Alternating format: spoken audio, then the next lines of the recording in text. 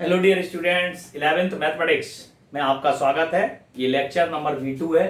ठीक है, संबंध एवं फलन चैप्टर नंबर 2 चल रहा है, आपका स्टार्ट हो गया है। तो आप देखेंगे इसमें कल मैंने इसमें 3-4 प्रश्न आपको व्याख्यात्मक उदाहरण और इसकी बेसिक थ्योरी को बता दिया था। आज हम बात कर रहे हैं एक और इसमें व्याख्यात्मक उदाहरण बचा हुआ है, उसके बाद एक्सरसाइज शुरू हो जाएगी आपकी 2.1। तो हम बात कर लेते हैं। कल मैंने आपको क्या क्या बताया था, एक तो क्रमित युग्म बताया था, ठीक है, कार्तीय गुणन बताया था। कार्तीय गुणन क्या होता है कि ए के जो अवयव होते हैं वो बी के सभी अवयवों से क्या करता है, युग्म बनाता है। उसी मतलब ए का प्रत्येक अवयव जो है वो उससे बी के प्रत्येक अवयव से युग्म बनाता है। तो इस तरीके से उसको कार्तीय गुणन निकालते हैं। तो हम सबसे पहले इसको सॉल्व कर रहे हैं और धीरे धीरे आप ध्यान से देखेंगे। सबसे पहले पूछा है ए कार्तीय गुणन बी, ए कार्तीय गुणन बी इंटरसेक्शन सी, ऐसा लिख रहा है। तो कोई दिक्कत की बात नहीं। तो सबसे पहले हमें आवश्यकता पड़ेगी बी इंटरसेक्शन सी। ये सब चीजें समुच्चय में पहले आपको क्यों सिखाई गई, क्योंकि समुच्चय को यहां यूज करते हैं। तो बी इंटरसेक्शन सी, ध्यान से देखो, 3 और 4 और 4 और 5 6, तो क्या आ गया, बी इंटरसेक्शन सी कितना आ गया, 4। दोनों में क्या कॉमन, इंटरसेक्शन का मतलब क्या बताया था, कॉमन। तो दोनों में जो कॉमन है वो क्या आ गया, 4। अब देखिएगा ए कार्तीय गुणन बी इंटरसेक्शन सी। तो ए क्या है, ध्यान से देखो, ए है 1 2 3 और कार्तीय गुणन क्या है, 4। ठीक है, तो ए का कार्तीय गुणन जब बी से कराते हैं तो हमें क्या प्राप्त होता है, वो चीज है। तो 1 4 2 4 और 3 4।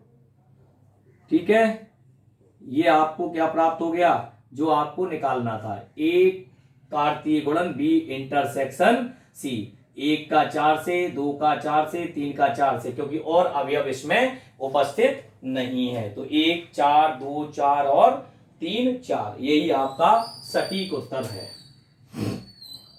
सेकेंड थिंग है क्या, ए कार्तीय गुणन बी इंटरसेक्शन ए कार्तीय गुणन सी।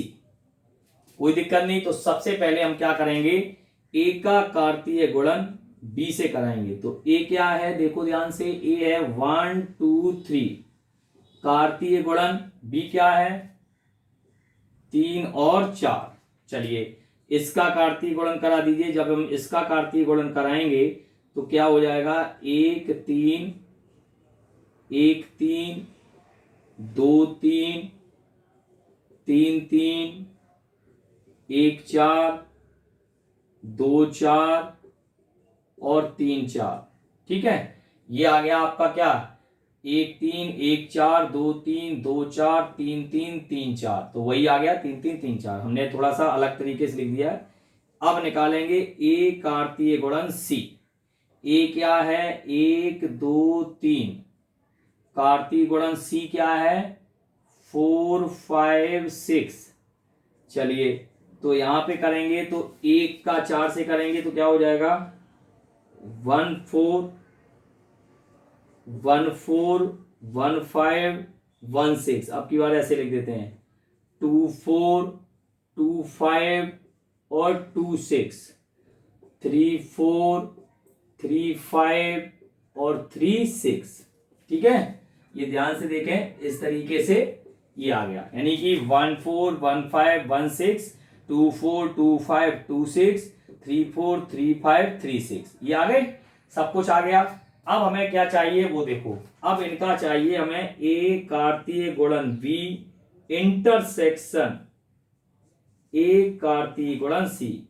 इन दोनों में जो कॉमन हो, इन दोनों में कॉमन छांटने पड़ेंगे। तो जैसे 1 और 4 मिल रहा है, ठीक है, बिल्कुल मिल रहा है।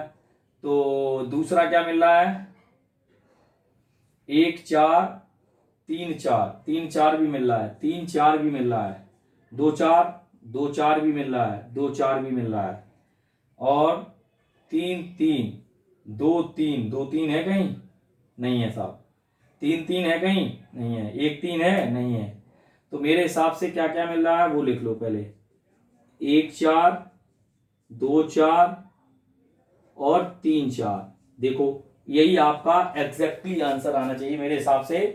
उत्तर हम मिला लेते हैं 1 4 2 4 और 3 4। बिल्कुल जो कॉमन है वो प्रॉपरली यही है और कोई इसमें कॉमन नहीं है। ठीक है, इंटरसेक्शन का मतलब कॉमन। इसके बाद हम बात कर लेते हैं थर्ड क्वेश्चन की। ए कार्ती गुणन बी यूनियन सी। ए कार्ती गुणन बी यूनियन सी, तो सबसे पहले हम निकालेंगे बी यूनियन सी। चलिए बी यूनियन सी में इसका यूनियन करा दें तो क्या मिल जाएगा 3 4 5 6 है ना। 3 4 4 तो कॉमन हो गया और 3 और आ गया, 3 4 5 6। तो इसका कार्तीय गुणन ए कार्तीय गुणन बी यूनियन सी। चलिए भैया, तो ए कार्तीय गुणन बी यूनियन सी में हम करेंगे तो ए क्या है 1 2 3, कार्तीय गुणन 3 4 5 6। चलिए यहां से आपका आ जाएगा क्या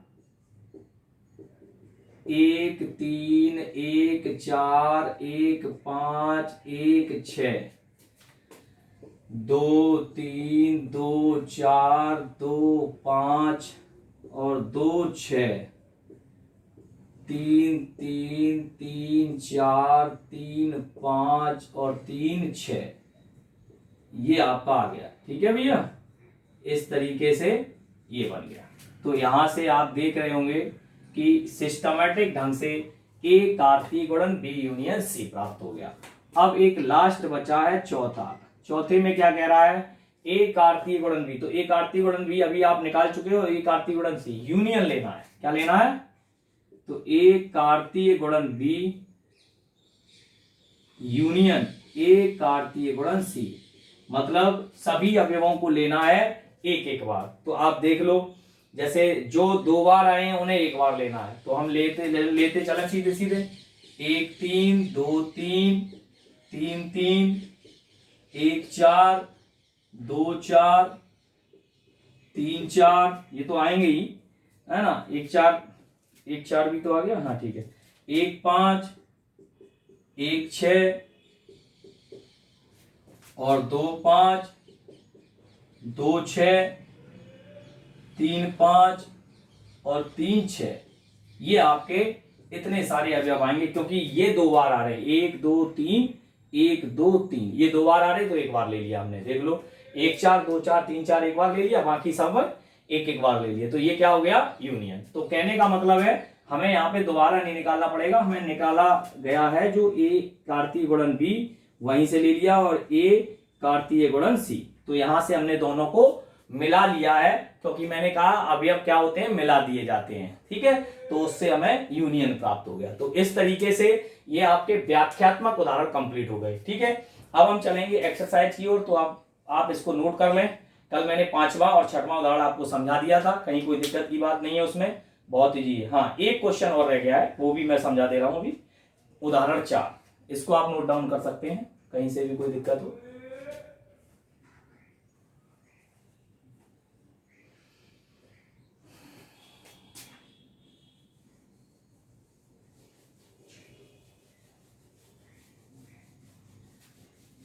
इधर का हम रफ कर दे रहे हैं जब तक आप उधर नोट।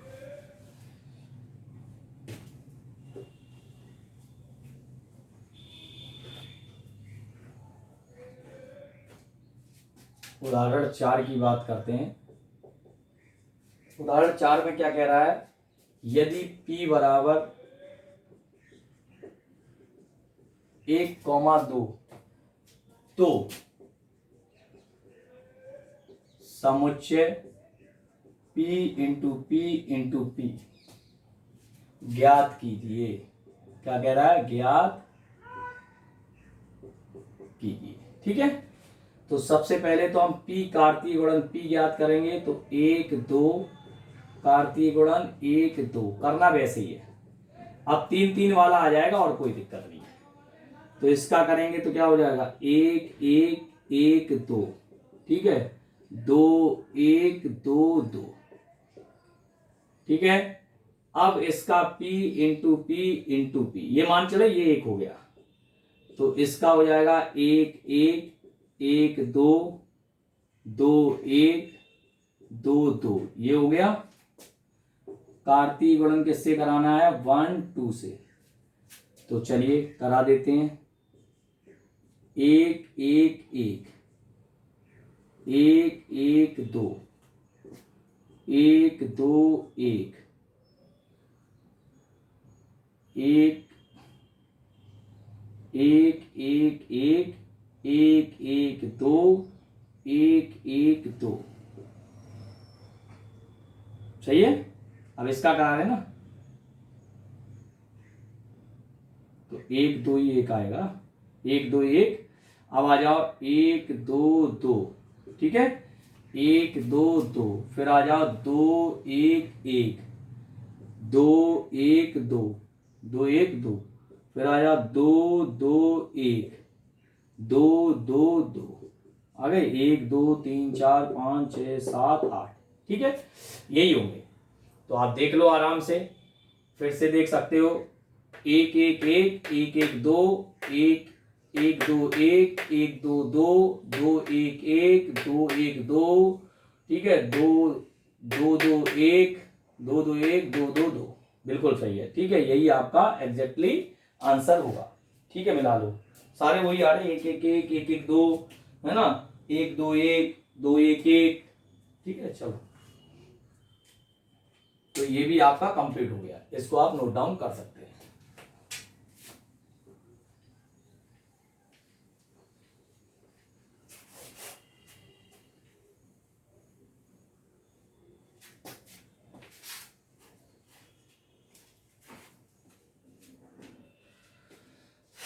ठीक है, आपने नोट डाउन कर लिया होगा। अब हम एक्सरसाइज पाठ्य पुस्तक माला की ओर चलते हैं। ये आपने समझ ही लिया है। अब आप देखेंगे एक्सरसाइज 2.1 आ गई आपकी। तो 2.1 एक्सरसाइज में देखेंगे।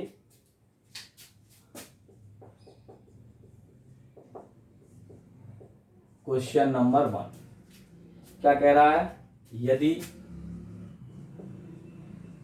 x/3+1 और y-2/3 = 5/3, 1/3, तो x तथा y के मान ज्ञात कीजिए।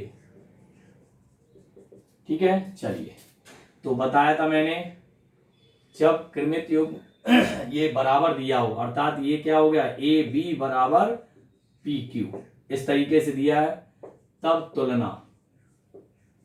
तुलना कर दें तो x/3+1 बराबर 5/3। तो x/3 5/3 -1। बिल्कुल सही है।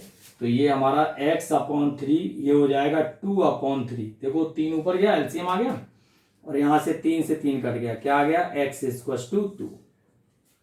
अब आ जाओ y-2/3 = 1/3, और y = क्या हो जाएगा, 1/3 और 2/3। तो y = 3/3 = 1, तो y = 1। ओके, तो ये बिंदु आ गया आपका। क्या पूछा, x और y के मान ही पूछे हैं। क्वेश्चन नंबर 2 क्वेश्चन नंबर 2 क्या कह रहा है? समुच्च ए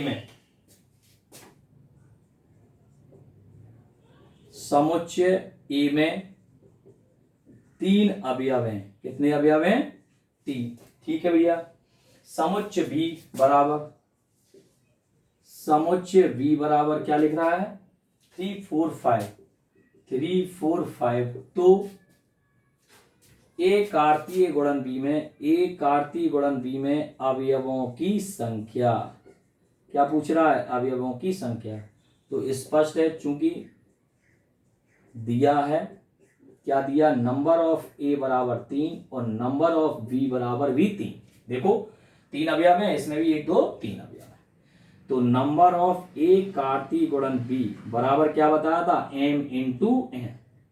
ठीक है, mn अवयव होंगे। तो ए कार्तीय गुणन बी बराबर कितने होंगे, 3 × 3 बराबर 9 अवयव होंगे। कितने, 9 अवयव होंगे। ठीक है भैया। इसके बाद क्वेश्चन नंबर 3 देखते चलो। क्वेश्चन नंबर 3 क्या कह रहा है, यदि G बराबर 7 8 और H बराबर क्या है 542 तो G कार्तीय गुणन H और H कार्तीय गुणन G ज्ञात कीजिए। ठीक है, तो बात करते हैं इसकी। तो G आंसर की, तो G कार्तीय गुणन H, तो G कितना है 7 और 8 कार्तीय गुणन 542।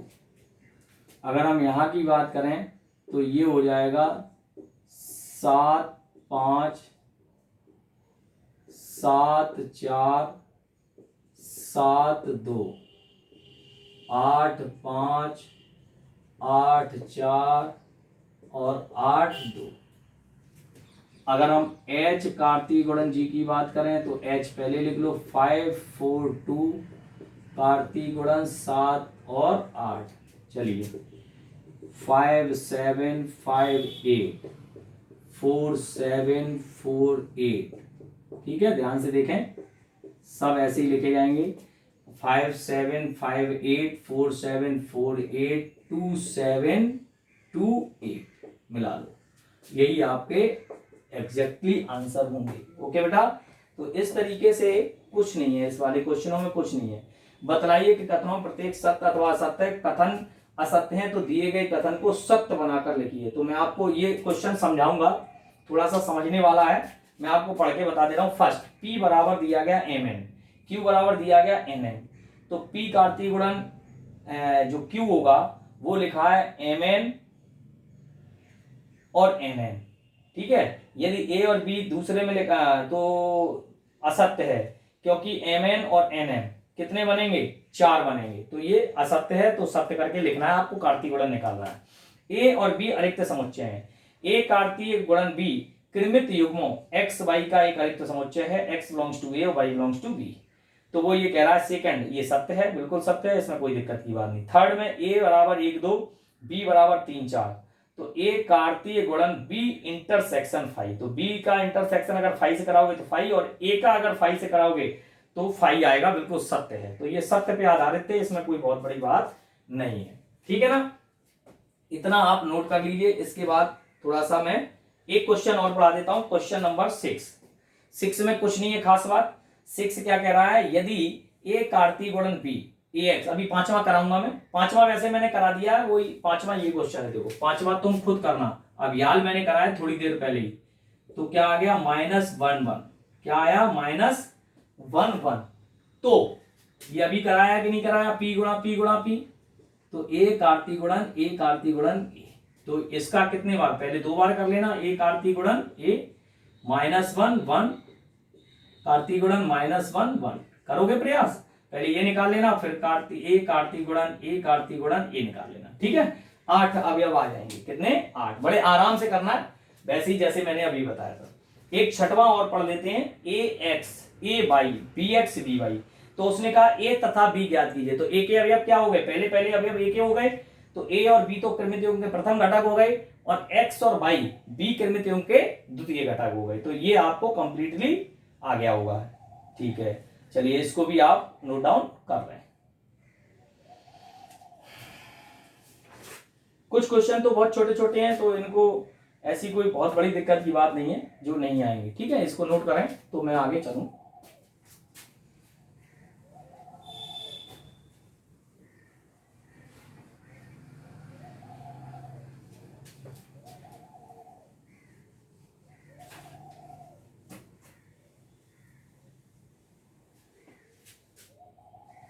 इसके बाद आते हैं हम क्वेश्चन नंबर 7 पे, अभी कराया था वैसे ही क्वेश्चन है ये 7, कर सकते हो बड़े आराम से। माना इसने कहा A बराबर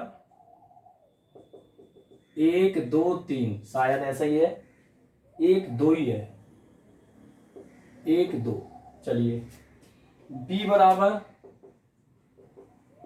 1 2 3 4, देखो अभी मैं करा चुका हूं व्याख्यात्मक उदाहरण, वही क्वेश्चन है, और सी बराबर बिल्कुल सेम टू सेम 5 6 तथा तथा डी बराबर शायद ऐसा भी दिया है 5 6 7 8 5 6 7 8। चलिए कुछ नहीं, अंक बढ़ा दिए।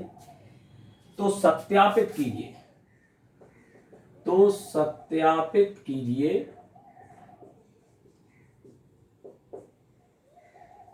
सत्यापित कीजिए कि क्या नंबर 1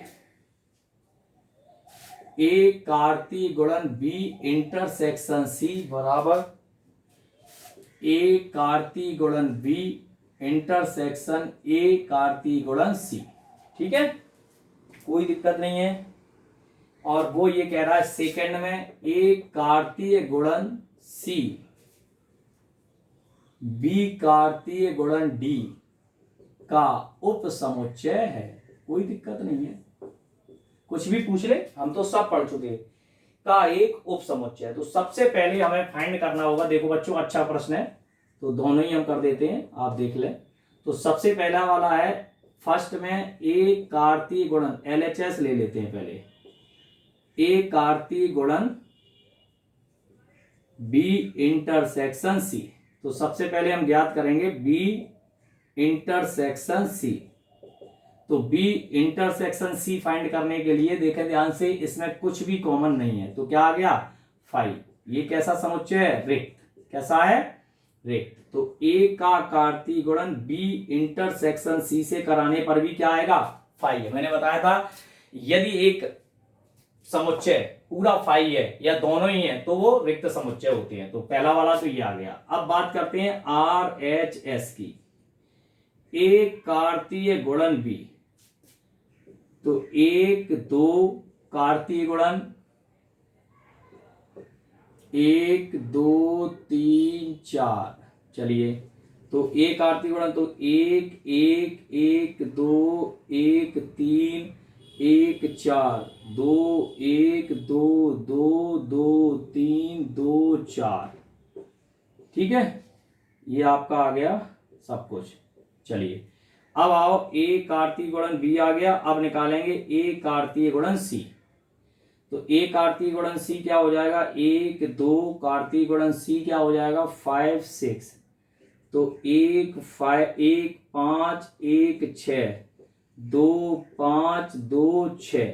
ठीक है, ये आ गया आपका। चलिए अब देखें ध्यान से, ए कार्तीय गुणन सी। अब ए कार्तीय गुणन बी इंटरसेक्शन ए कार्तीय गुणन सी। तो दोनों में कोई भी अवयव मुझे नहीं लगता है कि कॉमन है, तो कॉमन नहीं है तो क्या आ गया 5। इसलिए LHS बराबर RHS, हेंस प्रूव। ओके, चलिए ये भी देख लेते हैं। सेकंड थिंग क्या कह रही है, ए कार्तीय गुणन सी। वैसे तो अभी निकाला आपने ए कार्तीय गुणन सी, क्या आया ए कार्तीय गुणन सी, अभी निकाला ना आपने, कोई जरूरत नहीं है दोबारा। 1 5, एक ही सवाल में है ना, 1 6 2 5 और 2 6, बड़े आराम से लिख लिया। और बी कार्तीय गुणन डी, तो बी कितना है 1 2 3 4, कार्तीय गुणन डी कितना है 5 6 7 8।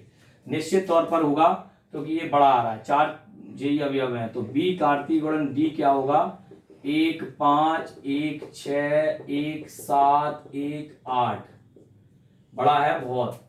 ठीक है, और ये आ जाएगा 2 5 2 6 2 7 2 8 2 8। ठीक है, 3 5 3 6 3 7 3 8 4 5 4 6 4 7 और 4 8, ये सब हो गए। ठीक है, ये देखते जाओ। तो ये हो गए, तो निश्चित तौर पर स्पष्ट है, इसलिए स्पष्ट है कि ए कार्तीय गुणन सी सबसेट ऑफ बी कार्तीय गुणन डी है। ठीक है, ये भी आपका हेंस प्रूव्ड हो गया। तो इस तरीके से आपने देखा होगा कि यहां पर जो भी चीज पूछी गई है वो बिल्कुल सही है, बहुत सारे अवयव उसमें उपस्थित हो रहे हैं। और वो आराम से मिल रहे हैं। ठीक है, अगला जो 8वां क्वेश्चन है वो कह रहा माना एक दो बी बराबर ये एक आर्थिक गुणन भी, एक आर्थिक गुणन के कितने उपसमुच्चय होंगे ये और पूछा गया है। ठीक है भैया, हो जाएंगे, उनकी सूची भी बनानी है तो सूची भी बन जाएगी, कोई बहुत बड़ी बात नहीं है। 9वां और 10वां, 9वां 10वां तो सरल है, चलिए ये नोट डाउन कर सकते हैं आप।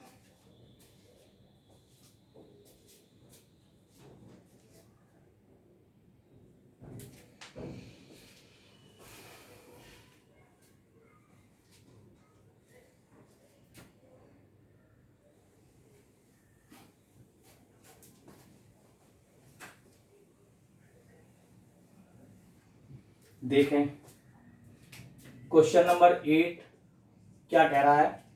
क्वेश्चन नंबर 8 में कह रहा है ए बराबर 1 2, बी बराबर 3 4। तो ए कार्तीय गुणन बी लिखिए सबसे पहले, ए कार्तीय गुणन बी, तो 1 2 कार्तीय गुणन 3 4 कर लिए, 1 3 1 4 2 3 2 4। ठीक है, ये कॉमा लगा दो, सामने लगा दिया। अब उसने क्या पूछा, पहला आंसर आ गया, ए कार्तीय गुणन बी में कितने अवयव हैं, 4। चूंकि ए कार्तीय गुणन बी या नंबर ऑफ ए कार्तीय गुणन बी बराबर 4, इसलिए उपसमुच्चय, उपसमुच्चय कितने होंगे, 2 की घात 4, 16 उपसमुच्चय होंगे। उपसमुच्चयों की संख्या कितने आएंगे, 16। तो 16 उपसमुच्चय ए कार्तीय गुणन बी के, ए कार्तीय गुणन बी के उपसमुच्चय, उपसमुच्चय लिखने हैं। तो उपसमुच्चय हमने बताए थे सबसे पहला कौन सा होता है, सबसे पहला होता है 5, वही 16 उपसमुच्चय होंगे तो 16 वही लिखते जाओ। 5 है, 1 3 है ना, इसको किसमें लिखना है, 1 3 1 4 इस तरीके से है ना, 2 पूरा लिखते जाओ, 2 3 2 4 इस तरीके से ये आपके 16 उपसमुच्चय लिख जाएंगे। पहले आप इसको अलग अलग लिख दिया, अब इसको और इसको साथ ले लो, फिर इसको और इसको साथ ले लो, फिर इसको और इसको साथ ले लो, है ना, फिर इसको और इसको साथ ले लो, फिर इसको और इसको साथ ले लो, फिर इसको और इसको साथ ले लो, फिर इसको और इसको साथ ले लो, फिर इन चारों को एक में लिख देना। ठीक है ना, वो चारों एक साथ आ जाएंगे तो ये आपका क्या बन जाएगा, 16 आ जाएंगे। ये कितने आ जाएंगे, नंबर ऑफ 16। ठीक है, इसके बाद 9, बहुत सरल है, कोई दिक्कत नहीं। 9 में क्या करना, मान लीजिए ए और बी दो समुच्चय हैं, नंबर ऑफ ए बराबर 3, नंबर ऑफ बी बराबर 2। यदि x1 y2 z1 ए कार्तीय गुणन बी हो तो ए और बी को ज्ञात करो। तो ए बराबर क्या हो गया, वही हो गया जो ए के अवयव होते हैं x y z, और बी बराबर क्या हो गया, 1 और 2। ठीक है, इसके बाद क्वेश्चन नंबर 10, क्वेश्चन नंबर 10 में कुछ ऐसा कह रहा है, ये कह रहा है ए कार्तीय गुणन ए में 9 अवयव हैं जिनमें -1 0 और 0 1 ये चीजें हैं, तो कोई दिक्कत नहीं है। तो इसमें ये पूछ रहा है कि शेष अवयव कितने होंगे, तो शेष अवयव क्या होंगे, तो समुच्चय ए ज्ञात कीजिए। तो समुच्चय ए क्या आएगा, जिसमें -1 और 0 और क्या कह रहा है, एवं 0 1 बिलोंग्स टू ए कार्तीय गुणन ए। तो निश्चित तौर पर -1 0 1 ये आ जाएंगे, बिलोंग्स टू ए मेरे हिसाब से। ठीक है, ये 3 अवयव आ गए। अब उसने पूछा क्या है, -1 0 ए, तो इसका कार्तीय गुणन निकाल दो। तो ए कार्तीय गुणन ए क्या होगा, ए कार्तीय -1 0 1 और कार्तीय गुणन -1 0 1। अब इनमें 9 अवयव कितने आएंगे, 9। तो 9 अवयव वही निकाल देना, जो शेष आ जाए वो लिख देना। ठीक है ना, सम्मिलित हैं, 2 तो वो हटा दिए जाएंगे, -1 0 और 0 1 हटा करके जो आएंगे वो 9 अवयव आएंगे। कितने आएंगे, 9। टोटल 9 अवयव आएंगे, 7 बचेंगे, कितने, 7। ये तो निकाल सकते हो, अभी सिखाया ना, नहीं निकाल पाते तो वही -1 का इससे, -0 इसका, फिर इसका, फिर इसका, फिर इसका, यही सब करते जाओ, प्रत्येक का हो जाएगा। तो इसके आ जाएंगे क्या, -1 और -1 -1 -1 -1 0 -1 1। ठीक है, फिर आ जाएगा 0 -1 0 0 0 1, फिर आ जाएगा 1 -1 1 0, फिर आ जाएगा 1 1।